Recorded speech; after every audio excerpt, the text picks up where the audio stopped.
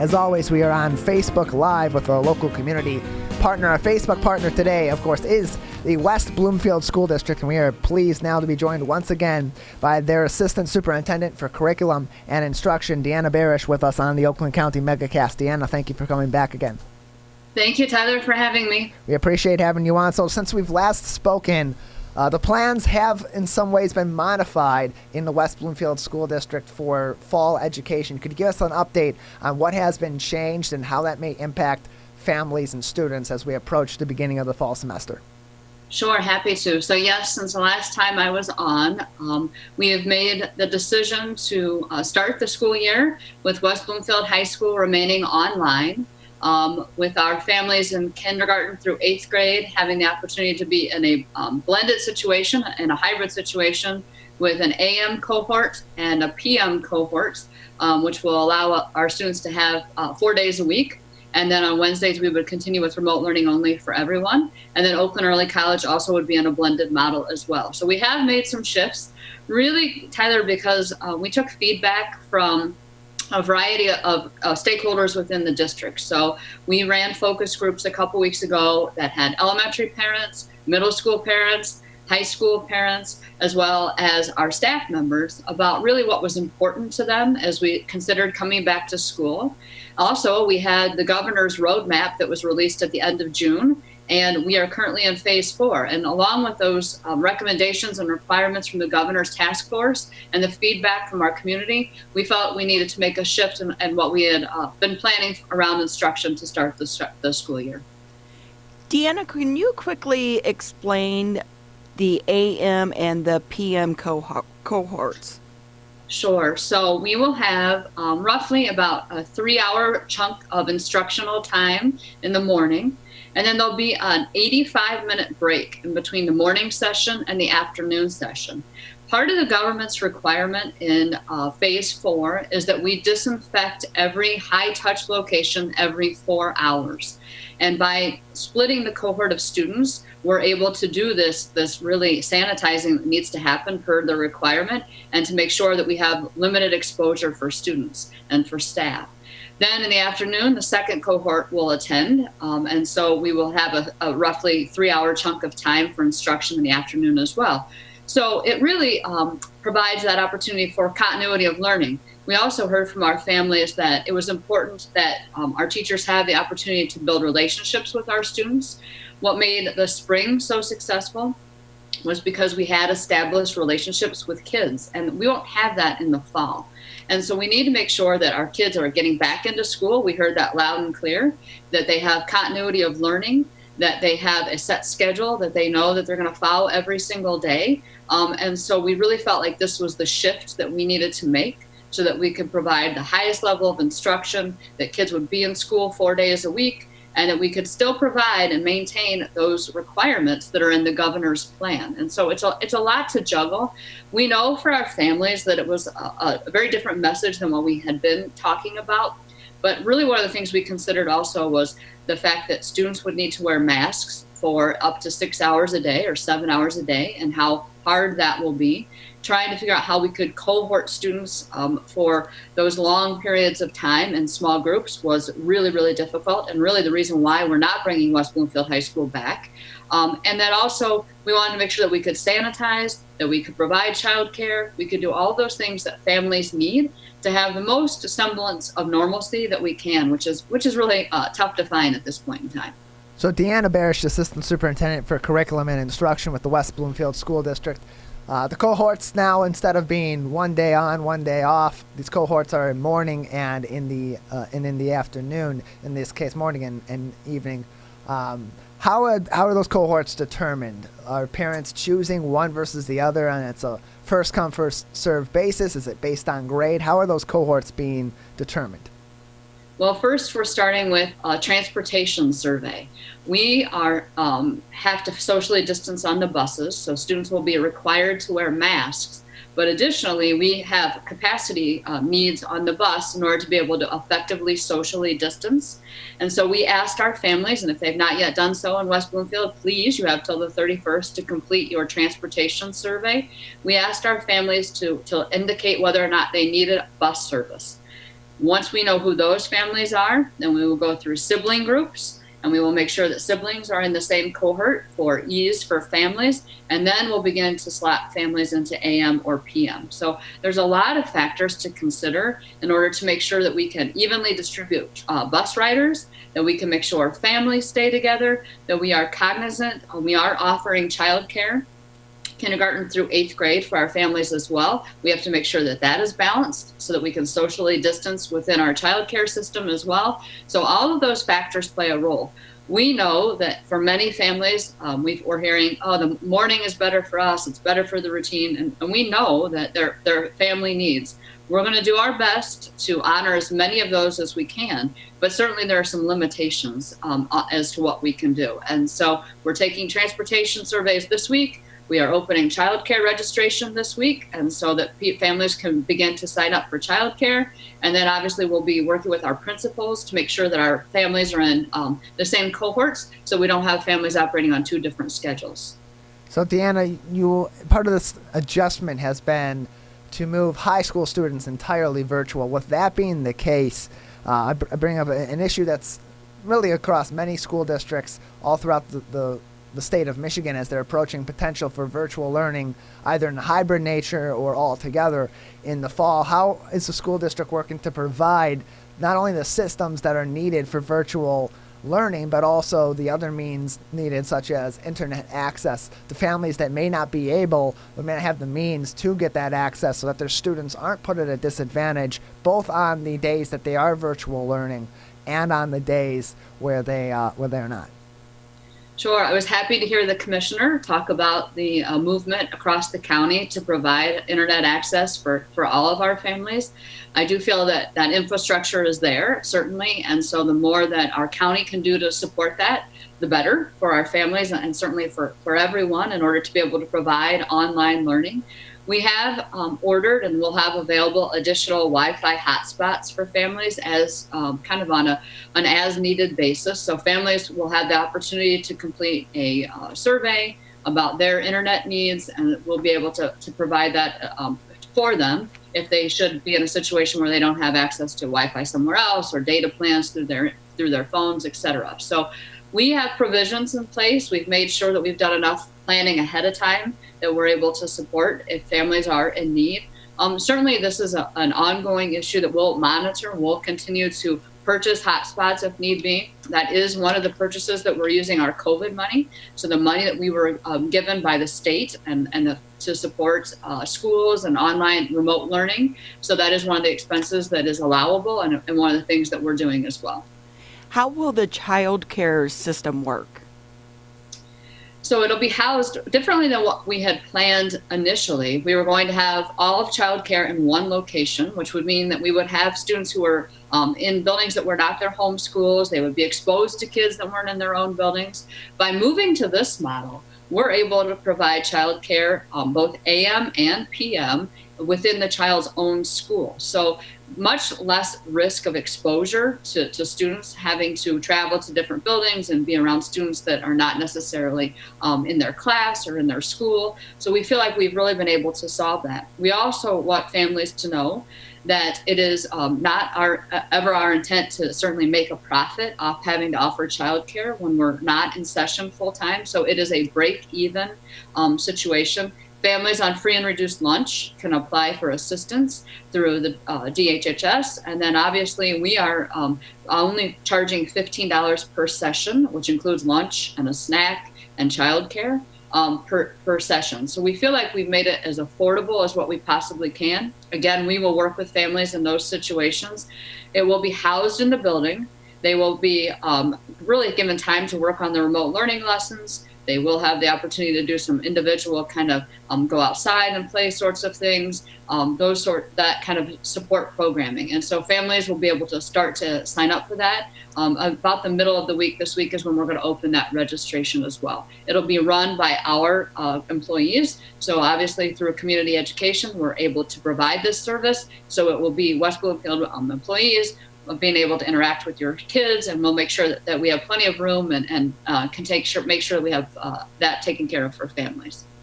Deanna Barash with us. She is the Assistant Superintendent for Curriculum and Instruction in the West Bloomfield School District. So as we're approaching the fall semester with the plans in place, they've changed a little bit. They'll probably continue to be modified here and there as we approach the first day of school and as we get into the school year.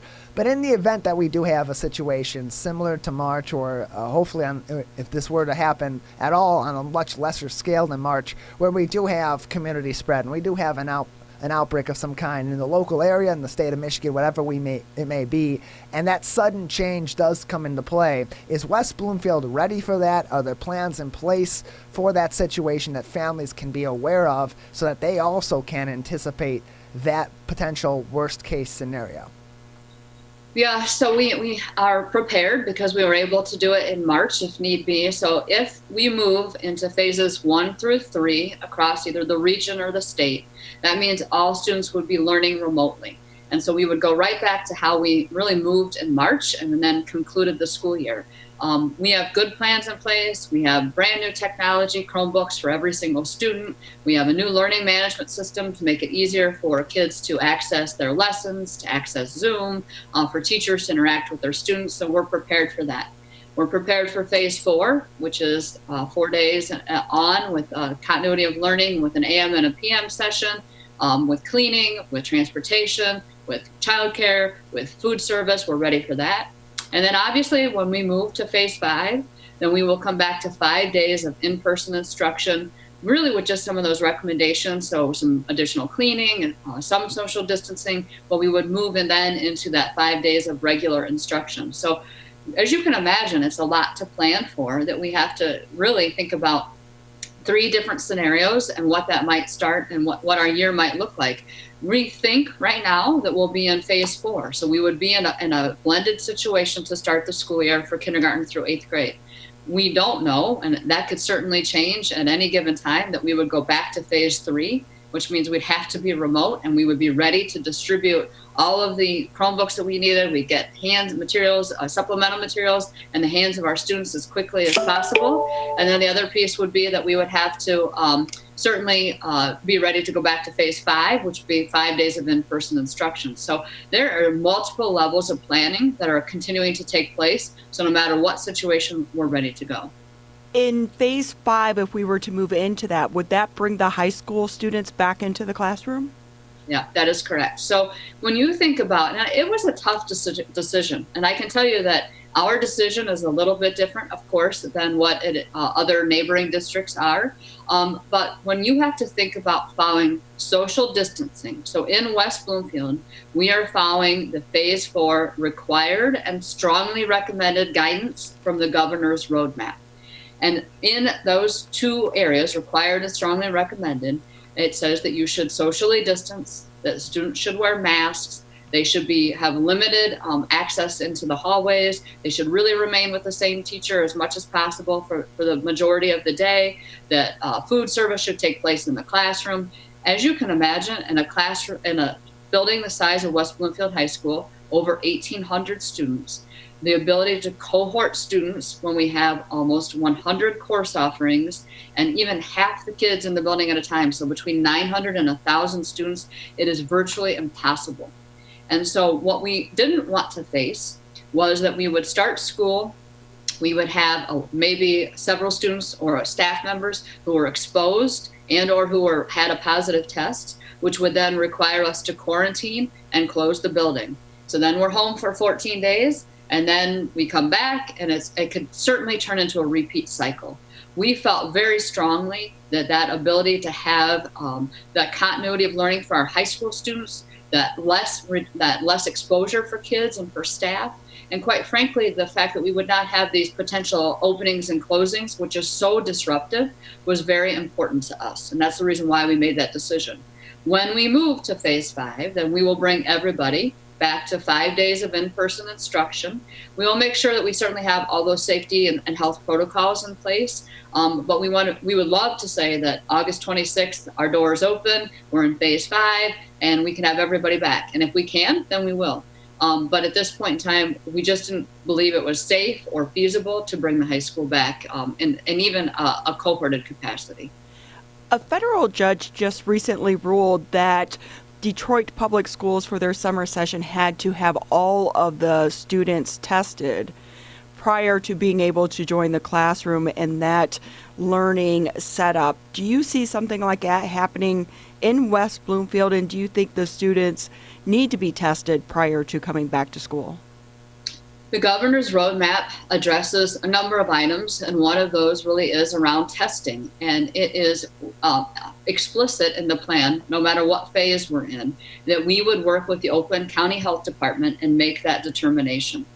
We are educators, we are not medical professionals, and so obviously we will be working with the Oakland County Health Department and their guidance around testing, around quarantine procedures, around health screenings when students come in the door. We are fortunate in Oakland County that Oakland Schools has committed several of those COVID dollars to hiring school nurses. There'll actually be 2 nurses assigned to West Bloomfield.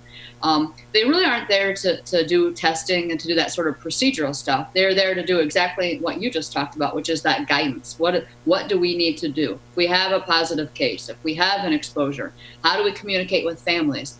They are onboarding those nurses right now, and we anticipate having them with us early next week. And then we will certainly follow their lead. They are in training right now. They're going to give kind of consistent messaging. They are the conduit to the Oakland County Health Department. And so we'll want to make sure that whatever we do is under that guidance. I think we would be remiss, every district, to kind of go out on their own and write these hard and fast policies about testing and about how we quarantine and temperature checks and all those sorts of things, because that's really out of our realm of knowledge and responsibility. And so we will work with the Oakland County Health Department to make those decisions. Deanna, as we're approaching all these different variables in the fall, potentials for sudden changes forward or backwards, it's already taking a toll in the spring semester on students and on teachers and on faculty. It certainly will again in the fall. What kind of efforts is the school district putting forth in terms of mental health, both for the students that will be in the classroom and will be learning virtually and whether at all levels K through 12, but also for your staff, your teachers especially, and the faculty as they're continuing to battle through this incredibly challenging time? Sure. So, we were fortunate last spring, before this started, before our very first closure, we hired a K-12 school mental health specialist, and her position is to do exactly what you just talked about, whether that's programming, whether that's individual or small group kind of therapy, at least in the triage setting, to run some groups, to help our staff kind of process what's happening, to help students and families process what's going and to find resources from across the community. We also are fortunate to have a coach that works in the teaching and learning department who's working side by side with this mental health person. And so we are continuing to plan to provide those kind of support mechanisms. Part of what will be very important is that we monitor the mental well-being of our students that are learning both at West Bloomfield High School online and then through Lakers online, which is our only virtual option as well for our families.